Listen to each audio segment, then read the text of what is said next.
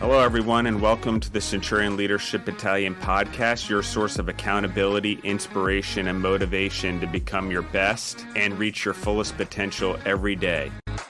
Our motto, it's simple: to use our determination to crush our everyday leadership tasks so that we dominate in our delivery of services and products to our clients and achieve victory in personal growth, profitability, and creating environments for those around us to prosper. Let's get this show started.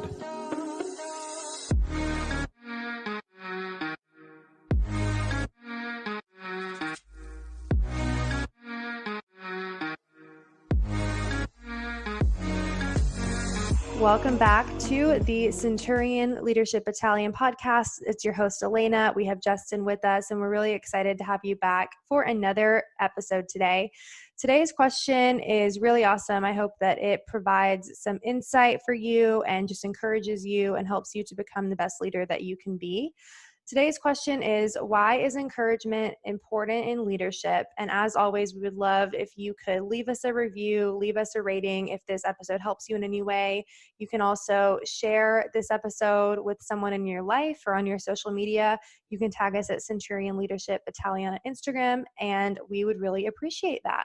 Hey, Justin, how are you doing today? I'm great. How are you, Elena? I am good. I'm excited for our topic. I am too. Thank you, everyone, for listening in. I think the podcast continues to grow, and thank you, everyone. And always reach out to us on Instagram, the Centurion Leadership Battalion. It's awesome, and I appreciate everyone listening in. And feel free to go to our personal Instagram accounts too. Elena and I both have a lot of great content on there and do a lot of fun things. Different. Mine's more leadership based or family based, and Elena, I would say, is starting to get more vocal and vulnerable as well, and expanding her brand, which is, she's got a lot of followers, guys. She's building quite a brand for herself, so kind of fun. And also, I mean, we all want to follow little Hamade about to embark on the life, right? The little baby boy. That's right. Coming in June. So he's going to be very prepared for leadership by the time he comes out. So he's going to be ready. He's been listening to all of this podcast talk. Yeah. So, but I just think it's so cool. And Elena, it's like just so, you've done a great job. And on the last podcast, we talked about your college experience and sort of the leadership and accountability you've had in your own life. And just the maturity that you've had because of it, and the preparedness that you've had to handle life, I would say shows. And I think anyone who's listening in, Elena's a good role model for people, in your early 20s or mid 20s or even late 20s at this point on, balancing your life and a career and a side hustle and building your own personal brand and building a family. There's a lot of people I could say that do it, but Elena is the one out there and representing herself. And I feel that I'm going to just encourage everyone to go listen. I appreciate I definitely can't give any advice on being pregnant. So and leading in that way. So we're going to leave that up to you. I'll do my best. Yeah. So no, but in all honesty, it's a really, really impressive. And I think that's where we're trying to do here. And maybe we're not saying we're better or we do things better than anyone, but all we're trying to do is say, hey, here's the way we do things. Here's our life. Here's the way we lead. And when we build ourselves or our brands, and maybe it sparks positivity in your life so you can go do the same thing or lead in a way or find a new hobby or whatever that we've exposed you to, or food in some new way. And so I think that that's really one of the cool things that we're trying to do here. And we're just starting to see a lot of interest in food. And I know we had another topic, Elena, but I'm actually going to change the topic midstream. Because I'm going to say, why is leadership so important in food service, particularly in healthcare right now? Because when I was just talking about it, it reminds me of the podcast I just did with Shrimp Tank last month. And one of the things is we give all these things to nurses and all these things to doctors for being in the hospitals. Yeah, we have food staff, like literally food staff that don't get paid anywhere near a doctor or a nurse, running around exposing themselves to the same amount of risk in the hospitals, never missed a day at work, never complained about it, have still done it every day because most of them don't have a choice. They need food on the table. I would like to actually talk about that. We're going to talk about why is leadership so important in food service and healthcare right now, and why we should recognize the people in it. And it's totally like my own staff, the staff that's particularly in the hospitals or in restaurants and stuff, or in grocery stores that have still made sure we had food on our tables. We kind of just blanket over it. And I will tell you this, I've sat in on some lectures or some things I've seen recently in some podcasts, and I am blown away by the amount of advice giving to college students to stay out of food service. Are we out of our frickin' mind? It is one of the craziest things I have ever heard in my entire life. And I've never been so angered or motivated by this until recently, until I've now heard it literally out of 5 people that are fucking out there telling me they're experts in the world and what we need to be in the world and where college students should be and where the opportunities are. And we're bankrupting food service. We are going to give away our entire reliance, whatever society needs to feed itself. And not only that, we're giving away all the opportunities in it for a future for our children. And I am just, the lack of respect for the industry, the lack of respect for the food we get on our table every day, the lack of respect for how hard it was to build the food chain we have. Guys, we've been eating for tens of thousands of years. The food chains and the stuff we've done in food have taken centuries. It wasn't like the internet that was 40 years ago. Like, it's a complex system. And in the process of doing it, we extinct millions of animals and plants as humans. Like, we already did it. And yet, in the process of it, we continue to villainize food and food service, yet wanting to say we want to save the planet, wanting to say we want our children to do better, wanting to say we want better opportunities, wanting all these things to go away, wanting to have leadership, wanting to do all this stuff, yet we're taking the very core of our existence and our economies and ripping it out from under us. Because food service employs way more employees than any other industry, period. Like, more people eat or at restaurants, work in food, period. Why are you bankrupting the frickin' industry? And you can let immigration open, which we're going to need to do to fill jobs. But at some point, where is all the leaders gone? Because everyone's going to be like, oh my God, what do we do to our food chain? And they're going to listen back on this podcast when Elena and I are like 3 generations in the ground, and we're going to look like frickin' philosopher poets. Because we're telling everyone to, hey, what are you doing? Why are you bankrupting food service of leadership? And we're doing it across the board. And the more I dig and the more I find, everyone's like, stay clear, get off the farm. What are we doing? Like, it is like one of the craziest things. And I'm like, how is it that I can sit here, I can see it, I can see we need to put people back on the farm and we need innovation, yet all the intellectual people in the world are telling everyone to stay away from food.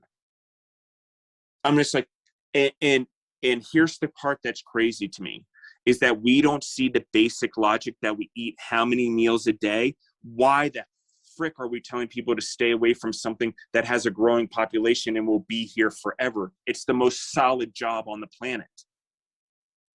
It's the most stable job on the planet. Yes, it has ups and downs, but it's the most stable job on the planet. No matter what, people have to eat. And so, like, I don't care what anyone says. We talked about accountability to ourselves in the last podcast. This is very much what I'm talking about. Like, the lack of the respect for the food service people, or appreciation, or pop dolls, or little stamps for these people who are just like the nurses and just like the doctors. And in fact, they're interacting with them even closer. They're interacting with the stuff they literally touch their mouth to. It blows my mind. And it really upsets me on a level that I of humanity that I just can't even fathom.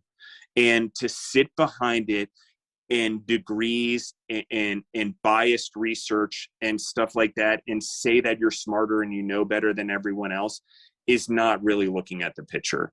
And how we've convinced ourselves of this in our schooling, in our minds, or to be important, I don't know, but it goes against all fundamental logic. And science has always been disproven. That's the point of science. And they food service and science and food. Like, come on, guys. Like, we disprove stuff with more science all the time. That's the point of science. Nothing's ever actual, factual, finitely. We always find new proofs of things. Maybe there's certain things that eventually are indisputable, but there's a lot of things that aren't. In food, we're still figuring it out. 100% honesty. And like I said, we've killed off a lot of plants and animals that added to our human biodiversity that we don't have now. So why keep killing it off? Why keep encouraging smart people to not be in food service, to help save our biodiversity, to help save our planet, to help save humans? Hello.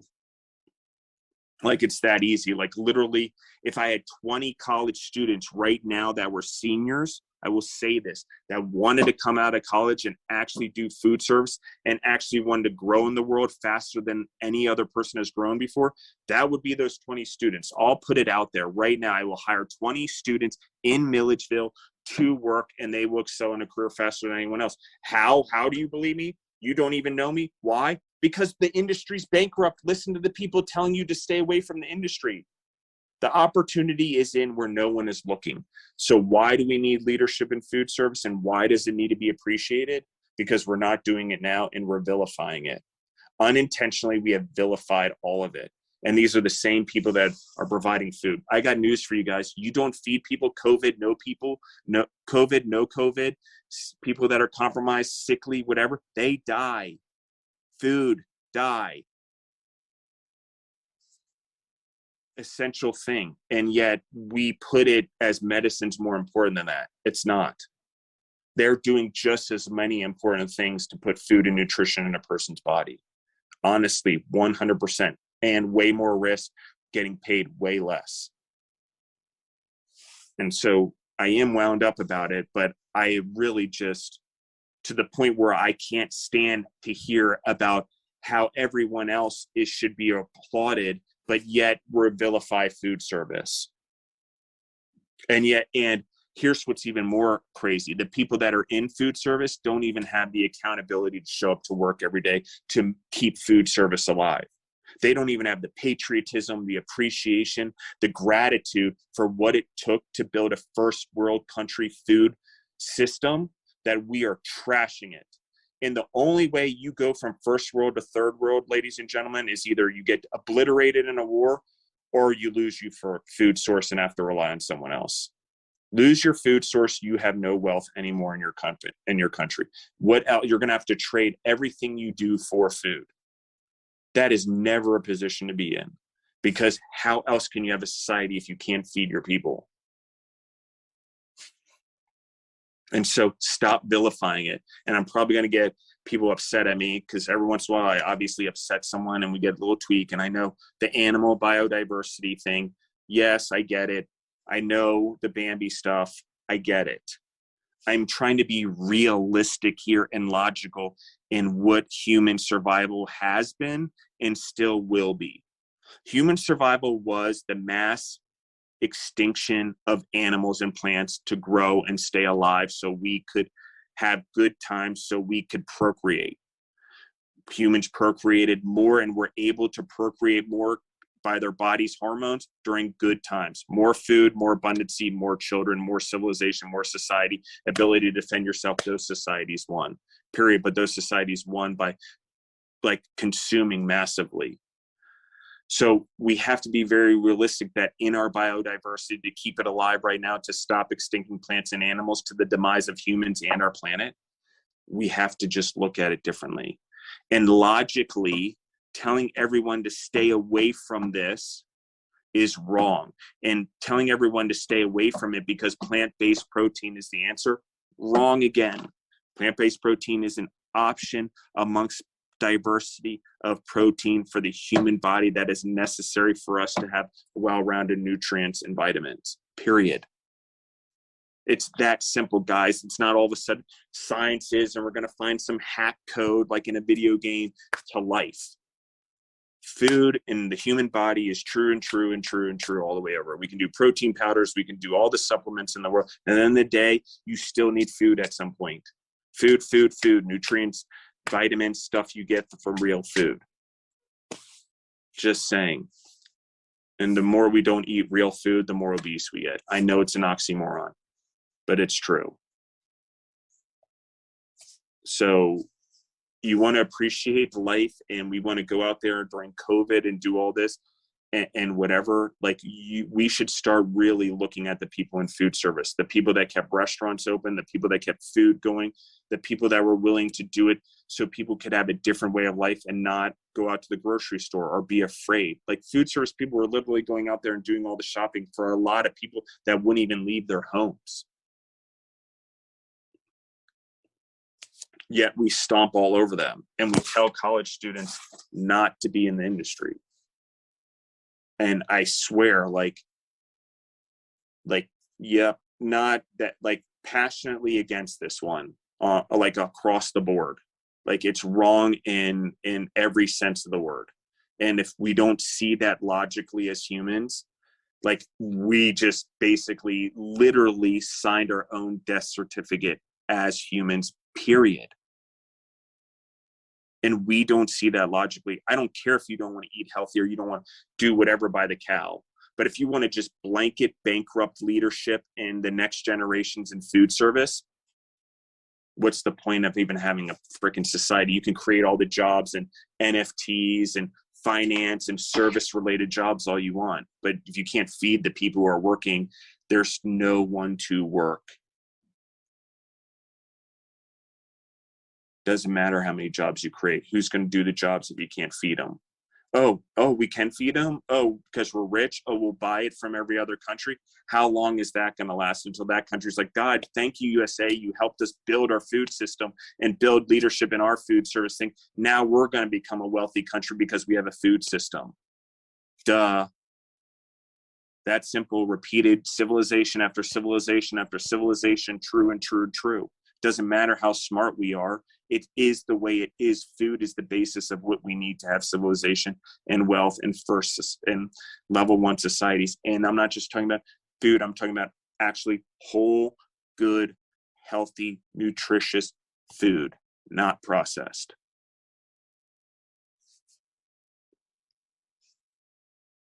And so we need to appreciate the people and the leaders that are fighting these fights.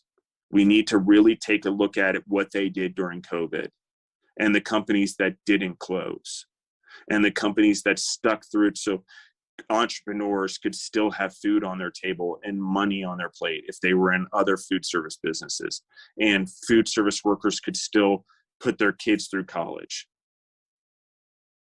Because yes, they are not white collar workers. They do not make as much money as the rest of the world. They are out there fighting every day to put food on our tables, which is our most essential need, other than water and air, right? So, or excuse me, oxygen. So I don't care whether there's scientific proof or what anyone hides behind, whatever. We need to really look at logically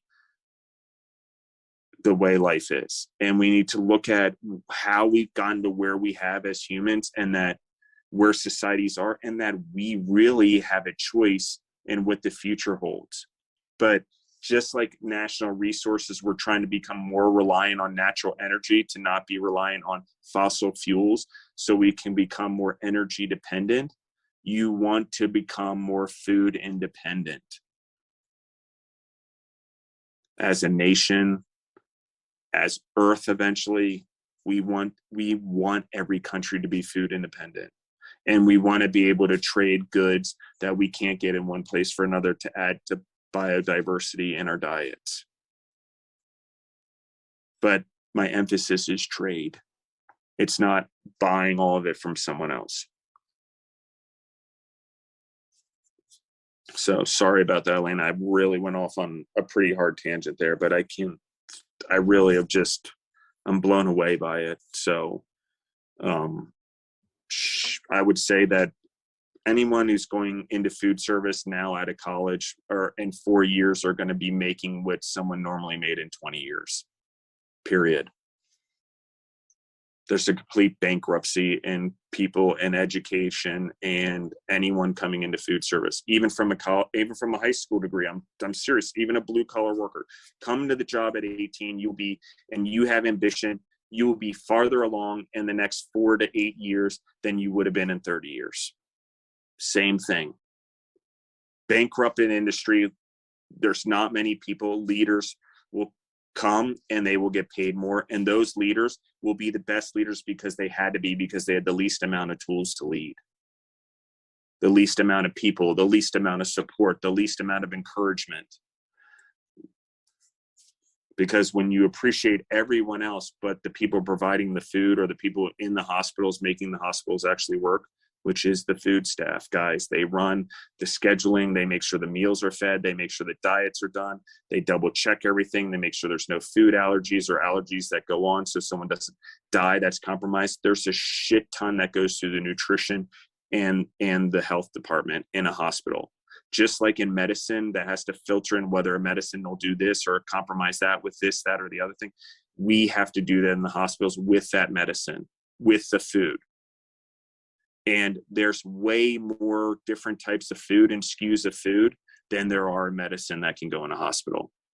And so now imagine all the spices in the world, all the things in the world that go into food, and you have to balance all that going into a diet and diets going into health. They do it all, but yet we appreciate everyone that provides the shot or provides the bed. Great. I understand they're important, but so are the people feeding everyone. And to just not only not give them appreciation, but then go vilify them in our intellectual circles, it's wrong. And it is one of the most, I don't know what the word would be, but it's self-sabotage. It's guaranteed civilization disaster. Like, I don't know how you don't read that and you don't know that is epic fail for a civilization. You bankrupt of leadership in food, in the farms, in food service, and can't feed your people, done civilization. No more first world, no more able to even trade food surplus for weapons, for money for weapons, no more of that. You should always have a surplus of food and food service employees. And you're not going to use government subsidies to fix the problem. That's wrong too. We need to really make food for our survival. And we need to really surplus food that is for consumption or for production or for whatever it is we're using it for. But the fact that we have people in the United States produce food, give them a subsidy, and then buy it from Mexico, that is the weirdest thing I can never understand. We'll buy it from Mexico, not corn from Mexico, and then pay the farmer in the United States not to sell his corn. Basically, it's a little more complicated than that, but that's the basics of it. And so we need leadership, guys. Like, someone needs to step up in the government. Like, we need to encourage our kids to go get food service jobs. Everyone should know food in the slightest. How else are you going to lead in the world when everyone eats if you don't know slightly about food or food service or food safety? I mean, literally, that's the whole other thing. If you think like everyone worries about me killing someone, like if you walked into most of the houses in America, the food safety thing's thrown out the freaking window. So I'm just saying, like, we should learn and we should be educated and we should understand. And preventative medicine is food. You want to be healthy. You want to not end up in a hospital. You want to fight COVID. You want to be better. It's about being healthy. It's also about staying in motion. And so I appreciate all the food service workers that are out there, all the food service workers that are calling out left and right in jobs. And I understand there's deaths in the family and COVID, and we need to be careful. But I also understand that we need to go to work every day. And anyone out there looking for work, you should be looking in food service. I am telling you right now that management, supervisors, salaries, benefits, bonuses, referrals, it only gets better in food service the more the intellectual community says that kids shouldn't be in that business and encourages people not to go into, or trade schools tell people not to go into culinary arts.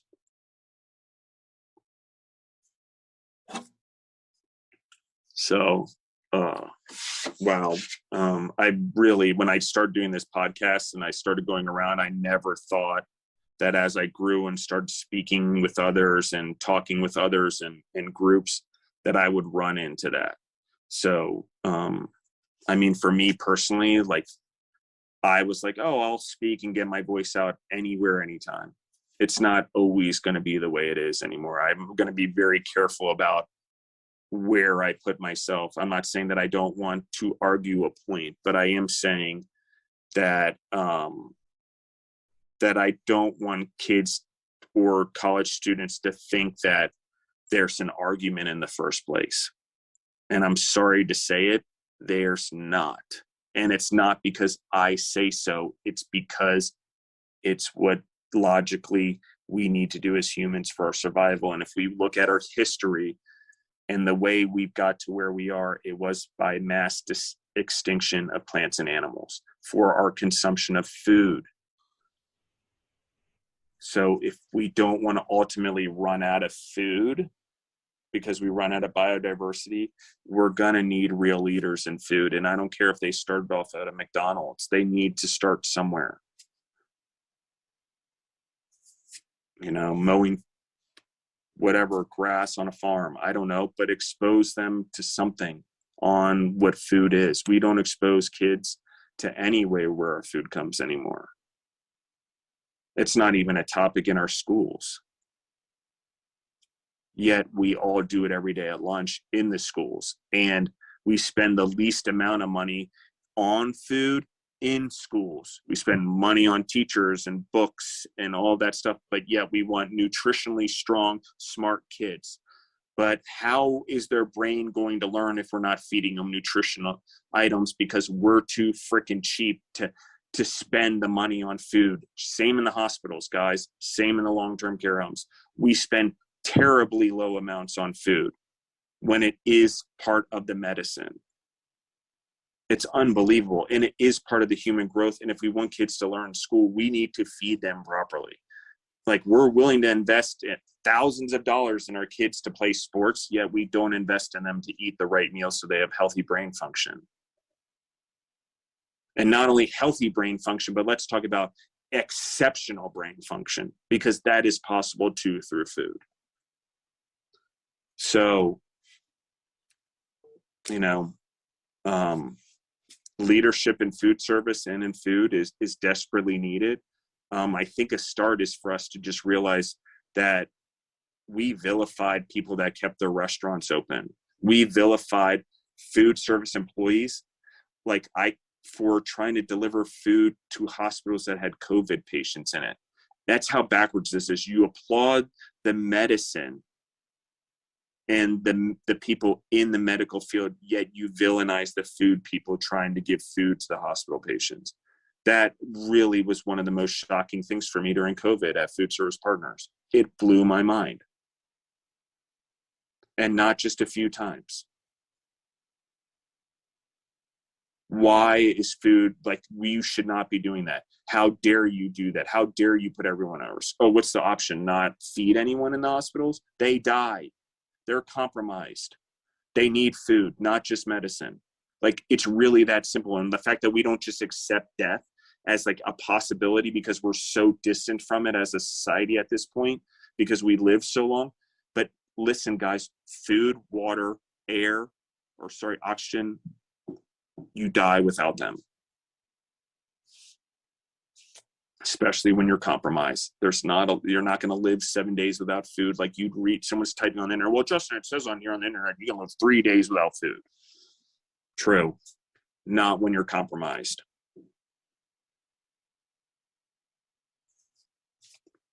So, I get all the intellectual perspective, but it's a perspective. And it usually lacks the experience to understand what's really going on in the food world. And let me tell you guys, like I said, it's tens of thousands of years to build the food systems, structures, whatever we had. Yes, the agricultural boom and industrial revolution, how much that moved us forward, how quickly. It took years of building those into place beforehand.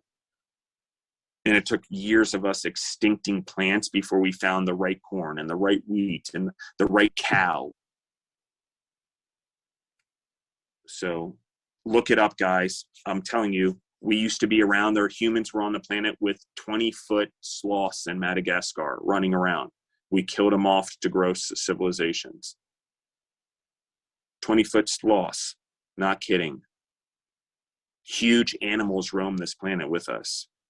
We use them to grow humans. We use them to find stabilities and procreate and mass produce humans, and for eventually so we could have more wealth.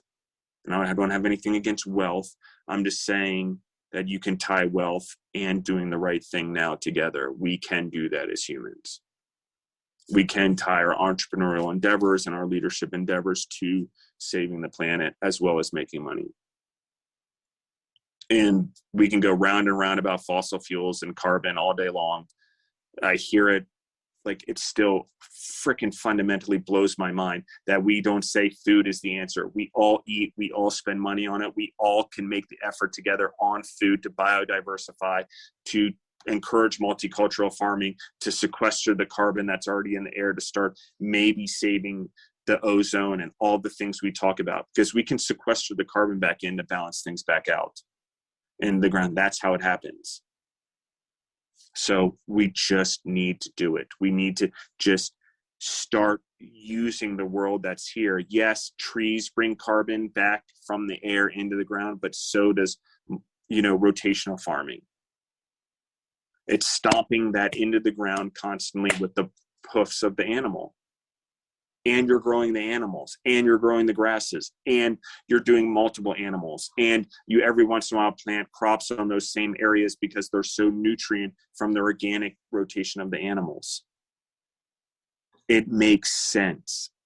It's the way nature designed it. We lived with this for tens of thousands of years.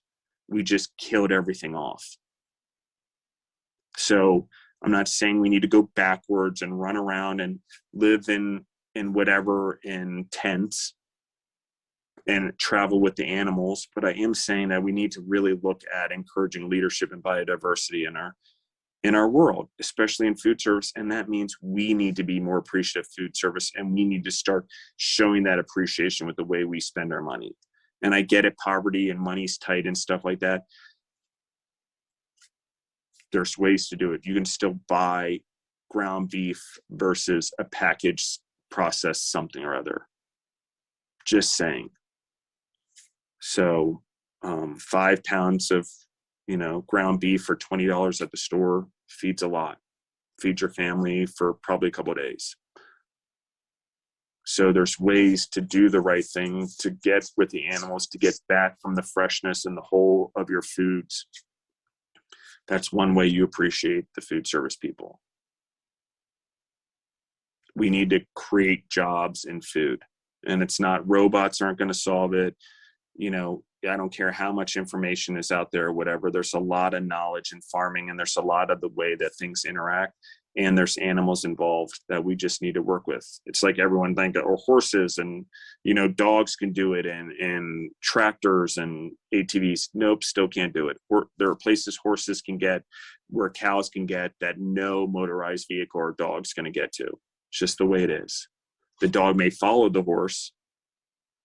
Dog may go find the cow, but the dog ain't going to get the cow out of its situation. These are the things that I'm talking about. You can modernize things so far but you still need humans and you still need these things. And at the end of the day, we can modernize everything as much as we want. We still need biodiversity in our food, and we can't just manufacture it in vitamins and nutrients and plant-based proteins and stuff like that. There's no blanket solution. The solution was already given to us. That's why we're alive. That's why we've lasted this long. It's in nature. It's right there. Why we just need to enhance it. Stop trying to fix it. Enhance it. Lead in it. We want science and everything to come along. We should look at food. We want medicine to get better. We want to fight COVID. We need to look at our food. And we want to look at being efficient. Well, we're spending money on both medical research and food. It'd be interesting to see if we spend money on the same thing, what we could do with food and preventative medicine and medicine in general. Just saying we find a lot of it. It's not bullshit. It's real stuff. And somewhere along the lines, you have where food and biochemical medicine, however we want to look at it, are going to get very similar, if not the same thing, in generations to come. Food is science. Science is food. I don't care what you say.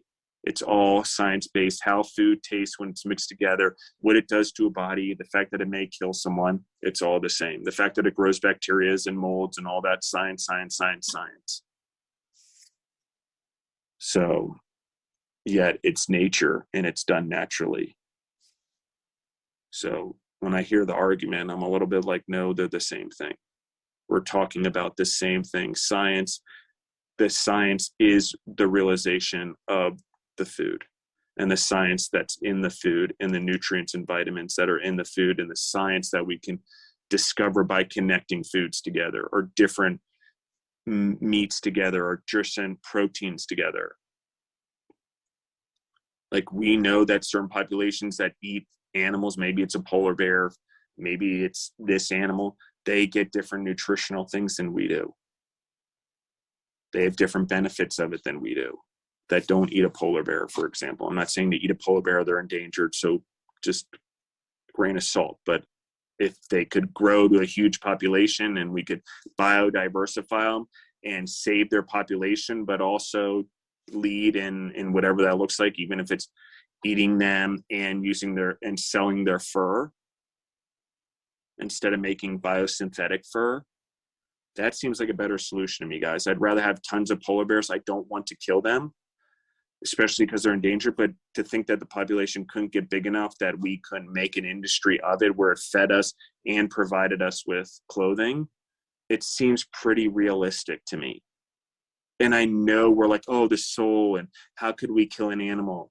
Guys, like, we're going to do it as humans no matter what. It's how we got here. We need to figure out how to do it in the constructs of human consumption. And that is with food. So I don't know if that was good or not, Elena, but I feel that I really dove in. I didn't let you talk much. I apologize about that. No, I think, it was a very passionate subject for you to talk about, and I think it was important to share, and hopefully everyone that has the opportunity to listen to this episode will be able to, make a difference and take some of the advice that you had shared here on this episode. Yeah, and I was serious. I'm serious. If there's college graduating seniors that are graduating that have already graduated this winter or this spring that want jobs, like, the world's looking for it, right? And I have jobs I'm looking for, and positions that start off in moving your way up the ladder very quickly, because there is no one else. Like, there's no one jumping into food. Unless they're an entrepreneur and trying to do their own food thing, which we're going to run out of entrepreneurs, and entrepreneurs are going to start dwindling away too, because there's no food service leadership or food service employees or co-packers going into the business to support all the entrepreneurs. Straight up saying it. I have way more business than I can handle right now. That has never happened in the history of ever, but I'm telling you right now, it's because there's not enough. There's more entrepreneurs than there are co-packers right now. Way more. And so we need people in food service. So I'm going to try to get as much business as I can, but it means I need to have leaders that are willing to come up and lead. So I normally don't plug FSP, but I will plug them right now, because someone's got to encourage food service leadership and give jobs to back it up. So Thank you, Elena. Thank you, everyone. Thank you so much. And if you want to share your Instagram handle or maybe the website where people can reach out to you and get in contact with you about this episode. Yep. My Instagram handle is at Justin Bizzarro. It's all one word, Justin, Justin, Bizzarro, Bizzarro. So that's Zzarro, Bizzarro. So you can see it also in the episode notes. Elena and I's both Instagram handles are on there. But thank you guys for listening in, and thanks, Elena, for handling that pivot so well, because it sparked something that I've been meaning to talk about that has been eating at me over the last few months that I keep wanting to talk about on the podcast. And it just happened again in a meeting I was in this morning with a group of entrepreneurs in education, and I was just blown away. So it's never fun to be the one in the room in food service when there's a lot of people that are supposed to be smarter than you are, saying that food service is the place that everyone should stay away from. So I feel that I need to be the voice if no one else is going to be. So we'll see what happens. Absolutely. Well, I appreciate you being on this episode, and we look forward to our next episode with you guys. Thank you. Appreciate your food service workers, guys, especially in healthcare.